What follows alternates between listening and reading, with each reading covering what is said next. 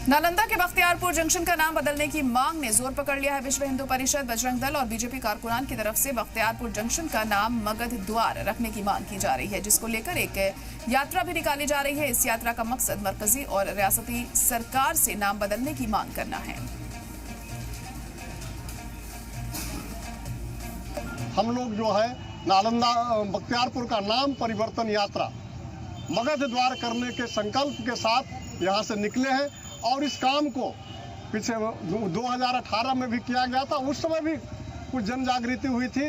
आज हम भारत सरकार से यह मांग करेंगे, बिहार सरकार से मांग करते हैं, इस बख्तियार खिलजी जो अत्याचारी के नाम पर इस स्टेशन का नाम रखा हुआ है, उस जगह का नाम रखा हुआ है, उसका नाम मगध द्वार किया जाना चाहिए। आज भी जो है सो बख्तियारपुर स्टेशन है, जहां से देश विदेश के पर्यटक लोग आते हैं और नालंदा, पावापुरी और गया के लिए जाते हैं दर्शन के लिए। और साथ साथ वहां का गाइड बराबर यही संदेश देता है कि बख्तियार खिलजी ने यह नालंदा विश्वविद्यालय को जलाया, तहस नहस किया और निर्दोष लोगों की हत्या किया। ऐसे अपराधी के नाम पर जो जंक्शन का नाम है बख्तियारपुर का, बदलाव होना चाहिए।